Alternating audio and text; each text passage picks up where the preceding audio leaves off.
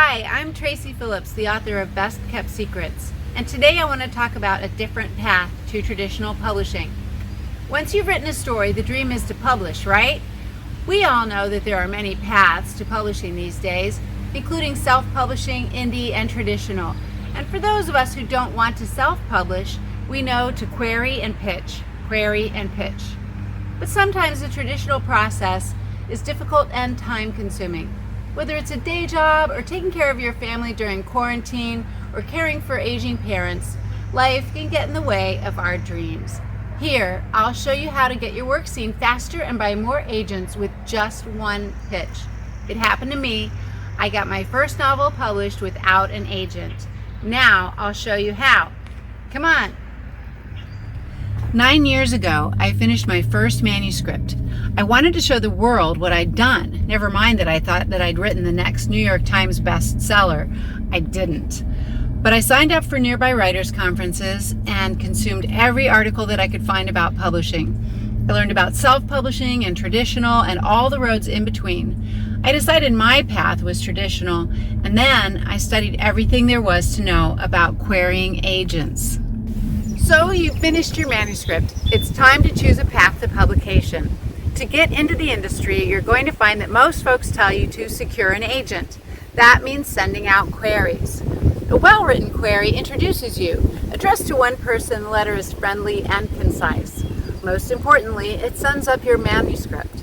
These days, it's hard to get your query to shine beneath the barrage of emails that agents and editors receive. So when I began to query agents, I would send them in small batches of 5 or 7. Over the years, I've chalked up over 150 letters to individual agents and editors. Check manuscript wish list or hashtag MSWL on Twitter for agents seeking your type of story. Research each agent and make sure that they're a fit for you. This is a business partnership that you'll want to maintain for many years. Don't step into it lightly. But if you're interested in a different route, follow me.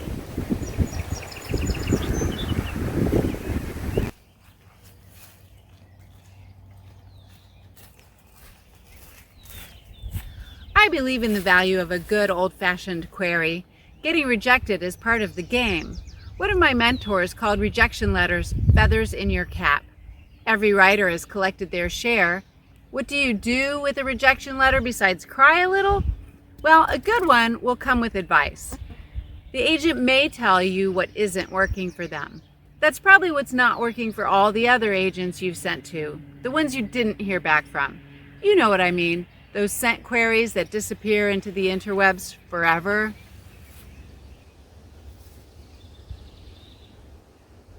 Listen, can you hear the crickets? Take those rejections seriously, and before you send to another agent, revise, edit, and improve your manuscript.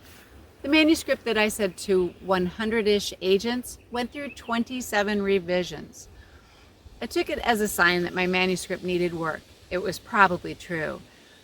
Or perhaps it wasn't a fit for those agents' lists. The point is, I put the effort and money into copy editing and conferences, into improving my craft. All were good investments. To save money on airfare and hotels, I went to conferences near me. I pitched agents looking for my genre. I made sure the manuscript was the best it could be. I had success talking to agents in person. Remember, they need you. But when the rejections came, I started over again, and this time I wrote a different book. 8 years into the process, I had written 3 full manuscripts. I had attended countless conferences and signed up for all the best newsletters. I had read books about writing and worked on my craft. Sound like a lot of work? It absolutely was. But it's worth your time if you want to see your book in print. Guess what? I didn't get published with a query letter. Seriously, life's difficulties become the mother of invention. When I began to write Best Kept Secrets, now published with Crooked Lane Books, my mother's health began a steep decline. I was ready to send the polished manuscript to the world, and at the same time, my mom was admitted to hospice care. Individual queries took time that I didn't have. My mom needed me. It was time to choose a different path. While caring for my mom, who was 600 miles away, a foreign idea came to me. Twitter. Of all social media, I dislike Twitter the most. Yet here I have found some events that fit my pressed schedule. Hashtag Pitch Wars, hashtag Pit Dark, and hashtag Pit Mad. These 3 events are hosted a few times a year. The best part is that dozens of agents and editors look at these events because they are actively seeking stories.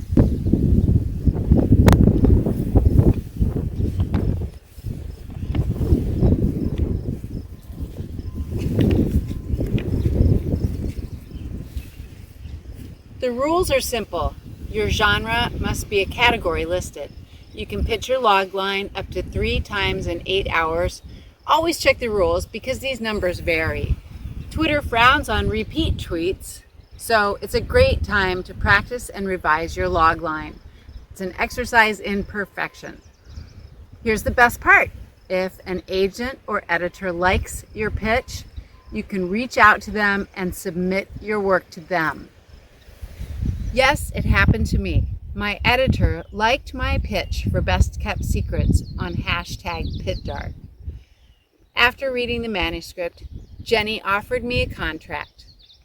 Best Kept Secrets is published by Crooked Lane Books, and you can find it everywhere you buy books.